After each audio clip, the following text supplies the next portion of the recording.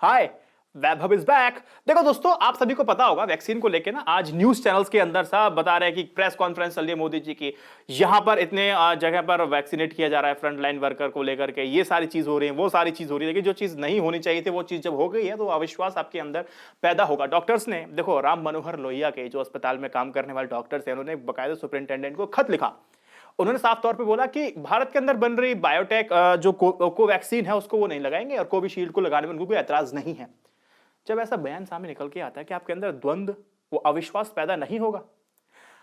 जब कई सारे लोग इस कोवैक्सीन को लेकर विरोध कर रहे थे कि तीसरे फेज के जो ट्रायल है उसके रिजल्ट नहीं आए हैं, तो उनको देशद्रोही और विदेशी लोगों के एजेंट तक घोषित कर दिया गया था। संबित पात्रा अमूमन ऐसी भाषा का इस्तेमाल करते हैं, तो उन्होंने भी कहा था कि ये किसको फायदा होगा कोवैक्सीन को जब प्रमोट नहीं करेंगे तो भाई ये एंटी नेशनल्स हैं, ये तो विदेशी लोगों के एजेंट हैं, तो विदेशी कंपनी को फायदा कराने के लिए ये लोग ऐसा सब कर रहे हैं। ये बात समझिए आप।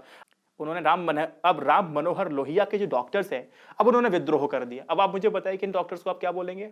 स्वदेशी को बढ़ावा देना नहीं चाहते, अब आप क्या बोलेंगे? देशद्रोही है, ये भी किसी के एजेंट हैं, विदेशी कंपनी के एजेंट हैं या आतंकवादियों के किसके एजेंट हैं? आप कुछ ना कुछ तो टैग देंगे। यहां पर आप सभी को पता है कोवैक्सीन और कोविशील्ड में आप चुनाव कर सके इतना आपको पावर नहीं दी है, तो आपको जो खेप मिलेगी वैक्सीन की, वो वैक्सीन आपको लगानी होगी, चाहे वो कोविशील्ड हो या कोवैक्सीन हो। आप डिमांड नहीं कर सकते हैं। आज आप वैक्सीन को लेकर चुनाव नहीं कर सकते, कल आप लोकतंत्र में रहते हुए भी नेता का चुनाव नहीं कर सकते, फिर रहते हुए फिर आप खाने का भी चुनाव नहीं कर सकते, रहने का भी चुनाव नहीं कर सकते, पहनने का भी चुनाव नहीं कर सकते, और आप अपने काम करने के तरीके का भी चुनाव नहीं कर सकते। वो स्थिति बनेगी अगर आप लोग अभी भी नहीं सुधरे तो। जो आई न्यूज इंडिया के स्मार्ट पीपल हैं, जो सब्सक्राइबर हैं, वो सब जानते हैं इस बात को कि इसके पीछे कहने का मतलब क्या है। इस बात को मैंने समझाया भी है और समझाता रहूंगा, क्योंकि वही बात मैं दिखाता हूं जो मेन स्ट्रीम मीडिया से गायब होती है। This is my attitude. मैं बैलेंसवादी वाली पत्रकारिता में विश्वास नहीं रखता और ना मैं कभी करता। आपने देखा होगा कि एक पर्टिकुलर आइडियोलॉजी वाले मेरे चैनल्स पे आपको नहीं मिलेंगे।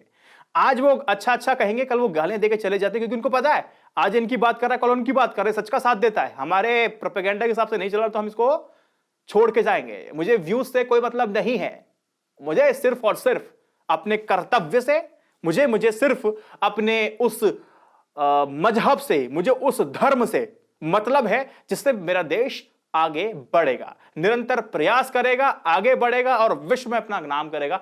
मैं तो उस किस्म का व्यक्ति हूं, उस किस्म की पत्रकारिता मैं करता हूं। आज चुनाव करने का वक्त नहीं है, जो खेप आपको मिलेगी वो वैक्सीनेशन आप लगाएंगे। चलो कोई बात नहीं, कोई हिसाब नहीं। अब ऐसा सुनने के बाद ना आम लोगों के अंदर और अविश्वास पैदा हो जाता है। अब देखिए, मैं आपको बताऊं कि कांग्रेस की तरफ से बयान आया है। कांग्रेस ने साफ तौर पे कहा है कि कोई भी बड़ा मंत्री मोदी कैबिनेट की तरफ से, किसी भी मिनिस्टर ने, किसी भी गवर्नर ने, प्रेसिडेंट ने, प्राइम मिनिस्टर ने, किसी ने भी अभी कोविशील्ड या कोवैक्सीन, कोई भी वैक्सीन नहीं लगाई है, ताकि जनता के अंदर जो अविश्वास है वो विश्वास में तब्दील हो सके। आप सभी को पता है अमेरिका के अंदर हमने देखा जो बाइडेन जो भी प्रेसिडेंट बने हैं, शपथ लेने वाले होंगे आजकल के अंदर भी, तो उन्होंने भी अविश्वास ऐसा नहीं सिर्फ भारत के अंदर है, ये अविश्वास हर जगह है। तो उन्होंने भी क्या किया कि सबके सामने आकर के बाकायदा वीडियो को रिलीज किया और उन्होंने वैक्सीनेट करवाया। फाइजर वहां पर चल रही है वैक्सीन का जो नाम है, तो वहां पर विश्वास किया। तो यही सवाल इनका उठाना है कि पब्लिक के अंदर अविश्वास अगर हो रहा है तो बड़े बड़े नेता हैं, वो आइए बाहर निकलिए और वैक्सीनेट खुद को कराइए, ताकि लोगों के अंदर जो अविश्वास है वो विश्वास में तब्दील हो जाए। तो ये काम तो नेताओं का होना चाहिए ना। जब आप चुनाव में आप समझ में आता है कि ये क्षेत्र में वोट नहीं देने वाला, तो आप भी उनको मनाने के लिए हर तमाम मुमकिन कोशिश करते तो है ना। तो ये कोशिश आप कर लीजिए, सिंपल सी डिमांड है, सब समस्या हल हो जाएगी। मैं नहीं कह रहा कि वैक्सीन में कोई प्रॉब्लम है, प्रॉब्लम तब हो जाती है जब आप समझो सरकारी अस्पताल, राम मनोहर लोहिया जो अस्पताल है, उसके डॉक्टर जब विद्रोह करना शुरू कर देते हैं तो आम जनता के अंदर घबराहट पैदा होगी नहीं होगी? लॉजिकली मुझसे बात करो। ट्विटर पे मुझे कहा जा रहा है कि भैया हम आपको अरेस्ट करवाएंगे, कराओ। किसने रोका है आपको? अगर अपनी बात को कहने पे अगर आप मुझे अरेस्ट कराओगे तो करा दो, मुझे क्या इशू है इसमें? यानी कि इस डर की वजह से सारे पॉइंट्स को इकट्ठा करके पब्लिक तक नहीं बताओ। ये पब्लिक बहुत स्मार्ट है, ये अपना सपोर्ट भी दिखाती है, वीडियो को शेयर भी करती है। तो दोस्तों कुल मिला के बात तो वैक्सीन की खत्म करते हैं। अब दूसरी बात यहां पर करते हैं अंबानी अडानी को लेकर के। फार्मर प्रोटेस्ट अब चल रहा है, आप सबको पता है अंबानी अडानी को टारगेट किया जा रहा है। अब सरकार पे आरोप लगाए जाते हैं कि मोदी सरकार बहुत हद से ज्यादा अंबानी अडानी बड़े बड़े कॉर्पोरेटर्स को बहुत ज्यादा सपोर्ट करती है, मैसिव सपोर्ट कर रही है, मतलब तमाम चीजें चल रही हैं। यहाँ पे सेकंड साइड बताऊंगा, जहां मैं कहता हूं बैलेंसवादी कभी पत्रकारिता मैंने कभी नहीं की, और मैं विश्वास बैलेंसवादी पत्रकारिता में करता ही, तो आप ये बात समझ ली कांग्रेस के टाइम में ऐसा होता था। ये कोई बहुत बड़ा वैलिड पॉइंट नहीं है, लेकिन आपको समझाना जरूरी है। अंबानी अडानी का मैं आपको एक चीज समझाता हूं। देखिए, कांग्रेस ही थी जिसने सत्ता में रहते हुए कॉर्पोरेट घरानों में संबंध बनाने की शुरुआत की थी। अंबानी के साम्राज्य की शुरुआत तकरीबन 1980s के दशक में इंदिरा गांधी और प्रणब मुखर्जी की कृपा दृष्टि की वजह से हुई थी। गौतम अडानी, आप सबको पता है, गुजरात में 1990 के दशक में जब बिजनेस शुरू किया था, तो कांग्रेस समर्थित पटेल सरकार ने उन्हें सस्ती जमीन दे दी थी। अंबानी अडानी दोनों ही कई बार बिजनेस घरानों की तरह कांग्रेस के लाइसेंस परमिट राज की राजनीति के पुराने दौर के लाभार्थी रहे हैं। अडानी अंबानी प्रधानमंत्री जी के गृह राज्य से हैं, तो आपको ये बात थोड़ा सा उनके लिए भी जाती है कि हाँ, इनको ज्यादा फेवर किया जा रहा है। तो कांग्रेस भी इस बात को उठाती है, अंबानी अडानी की सरकार, तो ये सरकार इनकी भी थी कभी, है ना।